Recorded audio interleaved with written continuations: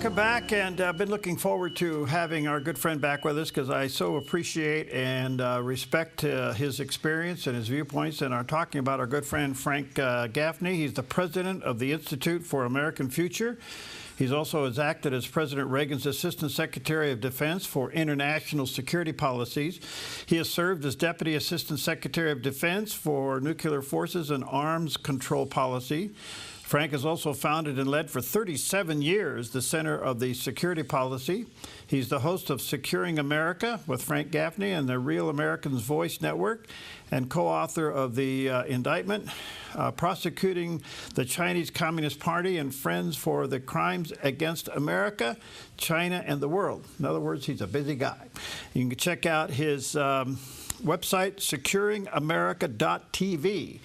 And there's a picture of that, securingamerica.tv. My friend, good to see you. How are you, Frank? It's fabulous to see you, Perry. I so appreciate your pointing out that I'm busy. There's one thing that I'm particularly busy about, and I just want to make sure we have a moment to talk about it if you're inclined to do so. It's a breaking news item that I think will be of very considerable interest to your audience. Sure, go for it. Well, in about 36 hours or so, the cardinals who make up the leadership of the Roman Catholic Church, as you know, are going to go into lockdown in a beautiful place called the Sistine Chapel. And they will not come out effectively until they elect a new pope to be the very pinnacle of the leadership of the Catholic Church. One of the things that will determine, I believe, the future of that institution, in a very literal sense of the word, is whether or not a legacy of the previous Pope, Pope Francis, recently deceased, will be repudiated, repealed, as we call it, by the cardinals before they go into that conclave, or by the Pope that they select when they come out. And that odious legacy, Perry, as you may know, but most of us have no idea exists, is a secret deal with the Chinese Communist Party. It was initially signed in 2018, September of 2018. It has been re-upped 3 times, most recently a few months ago for 4 years. And what this deal has done, both by its own terms and the violation thereof, which has been, of course, assiduous by the Chinese Communist Party because they don't abide by any agreement they ever sign. So from the get-go, that's been violated. But even worse, Perry, is what has been done in the wake of the effective legitimization of the CCP by the Catholic Church to Catholics, yes, in China, but Christians more generally in China, and for that matter, other faith practitioners as well. In other words, anybody who believes that there is some higher power than the Chinese Communist Party and its dictator Xi Jinping is now under the thumb of the CCP, in part thanks to the Pope giving it his blessing.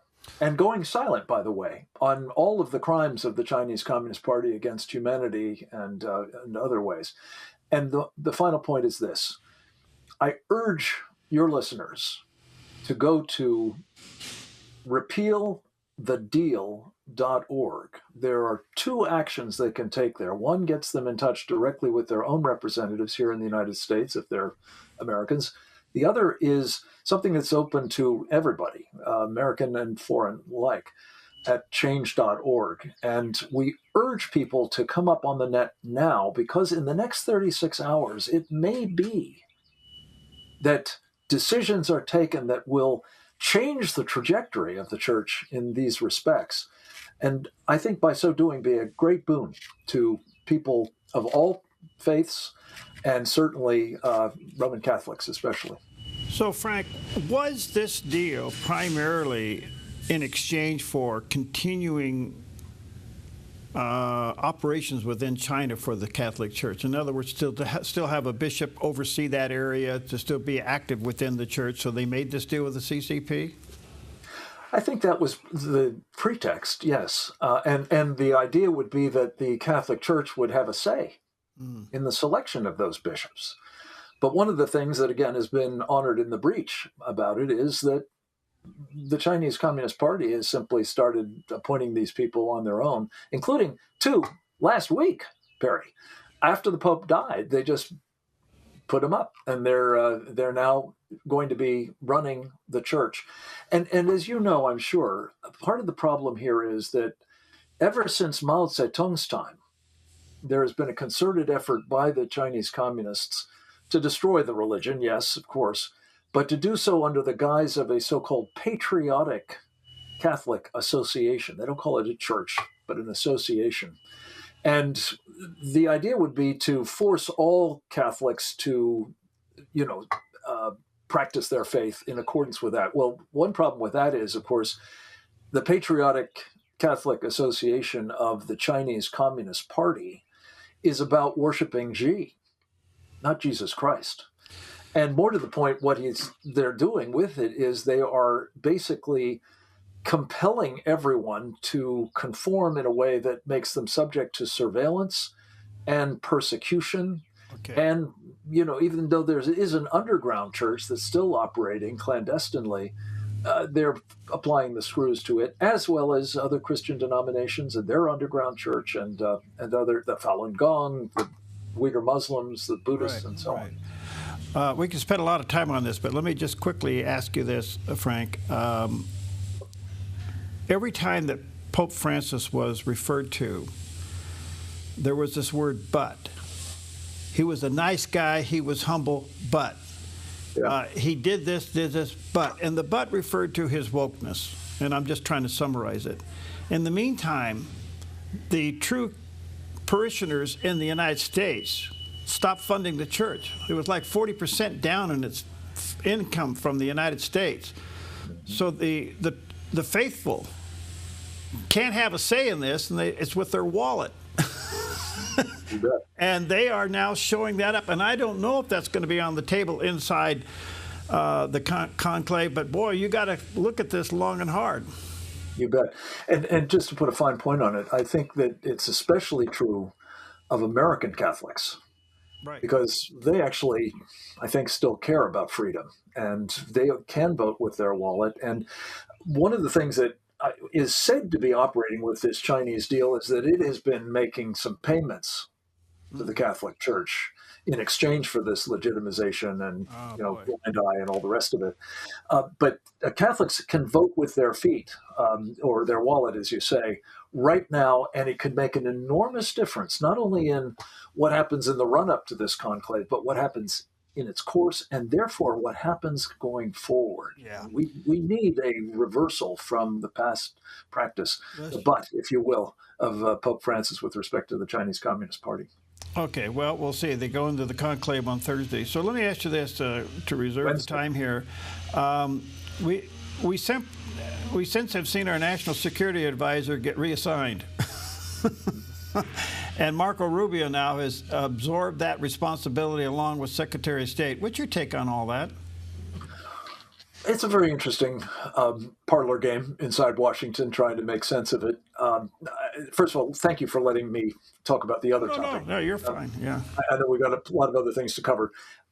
Look, I think personally that the man who was replaced was a good man, and I'm glad that Mike has been moved over to the UN.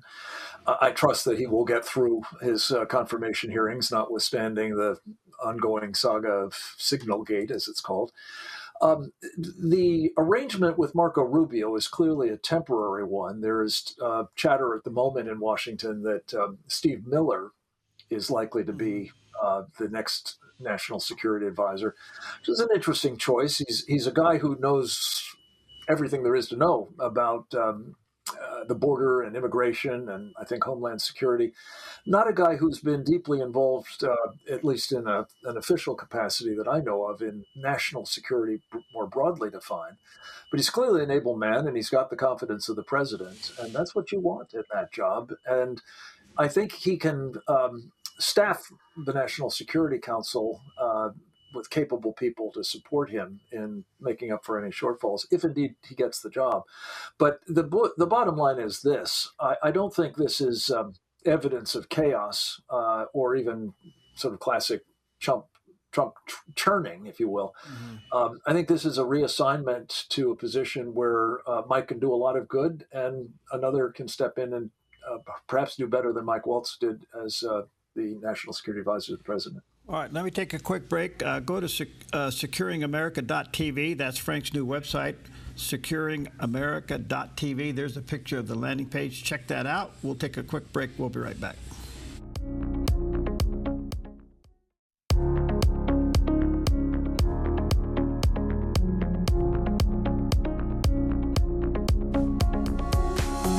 All right, welcome back. Always an honor to have with us Frank Gaffney's with us, and securingamerica.substack.com. There we go. Sorry about that, Frank. There it is, securingamerica.substack.com. And again, my friend, brother, thank you for being flexible last week. We had you scheduled, and we had to remove you. So you're the man. I'm happy to do it anytime. Well, Thank you. We value your time. I want to take your attention over to Iran quickly. As you know, over this past weekend, Yemen and the Houthis there lobbed a 1,400-mile missile into an airport in Israel. In the meantime, all eyes are on Iran. It seems that America and Israel agree that Iran can't get the nuke. In the meantime, they had a massive explosion in their port inside Iran. What's going on, Coach? I think what's going on, because I don't know that anybody knows for sure, but my informed speculation is that the Israelis believe they are out of time.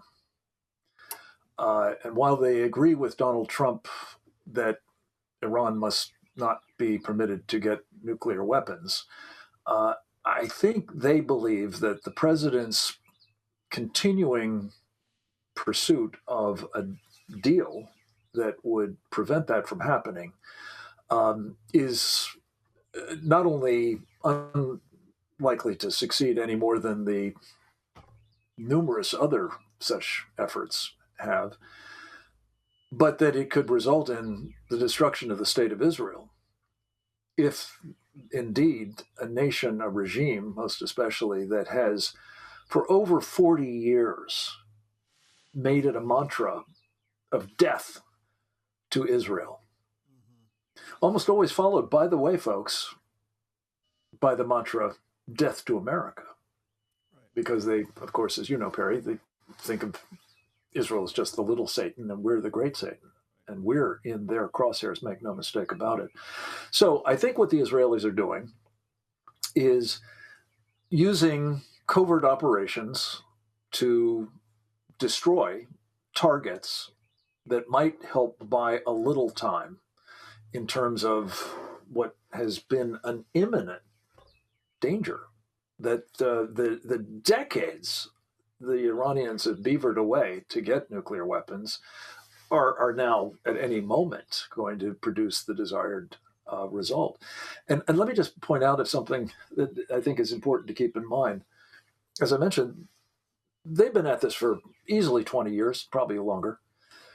Covertly, yes, but to some extent with, the International Atomic Energy Agency rummaging around, trying to keep an eye on what's going on, and our intelligence assets, and certainly the Israelis ditto. But it took 3 years for the United States of America to go from inventing atomic weapons to dropping 2 of them on Japan.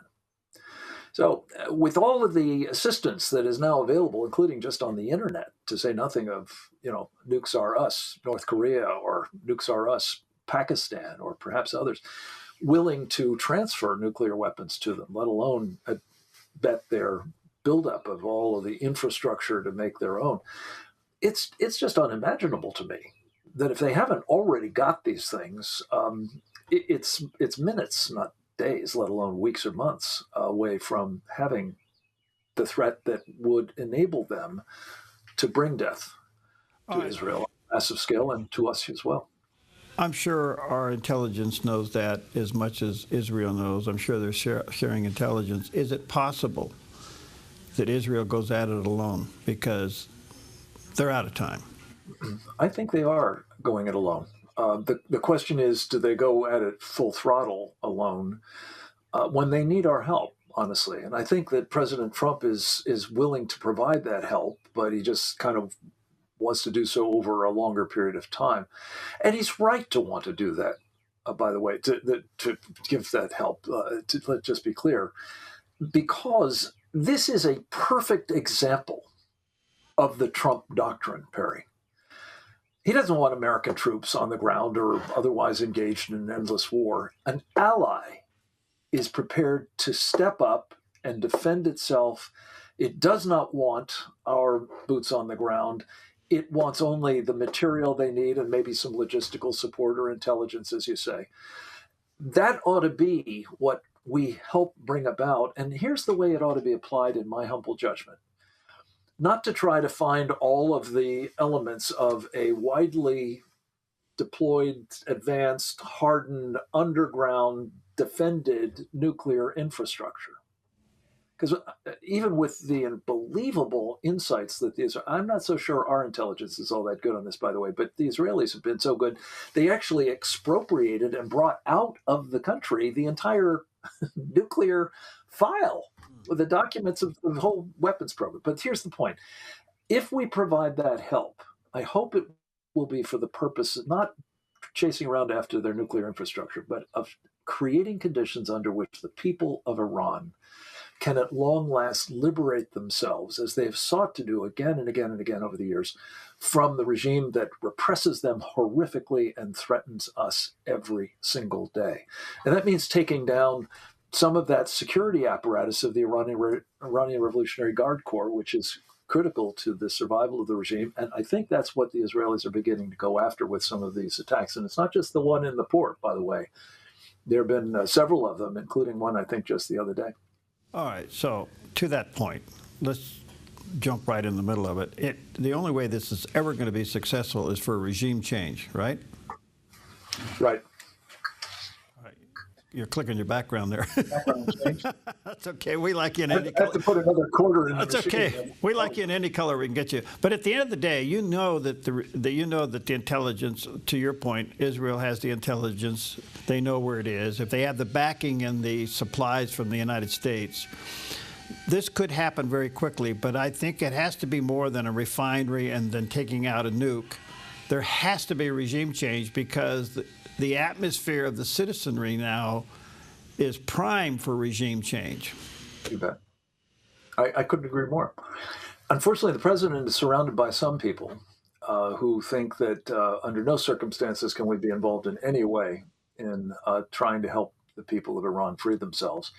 And they point to some, inadequate efforts at regime change in the past. I think this is a totally different deal because I believe the people of this country have demonstrated, as I said repeatedly, they want these guys gone. It just can't possibly be a suicide mission completely. There has to be some chance of success, and we could help with that if we chose to. Certainly, I believe the Israelis can if they make that the targeting priority. One other quick question. Is part of the making a deal, buying time to not only maybe stockpile what is needed to help Israel, but also preparing law enforcement within the United States for a possible retaliation of the hidden cells within the United States? 100%. And he couldn't be more right to focus on that because that is a present danger of the first order. Now, again, there are people who are telling Donald Trump, we can't have any war, and maybe they're even pointing to this as a threat. Well, that's a threat whether we start the war or not. It's an even greater threat if the other guy gets to go first. These folks have to be found out and rooted out, and I would argue so too with the Muslim Brotherhood. This is the Sunni version of the threat elements of the kind that we're talking about with the Iranians, Hezbollah, Hamas, and so on. But whichever stripe they are, and by the way, the Chinese Communist troops that are here as well in large numbers.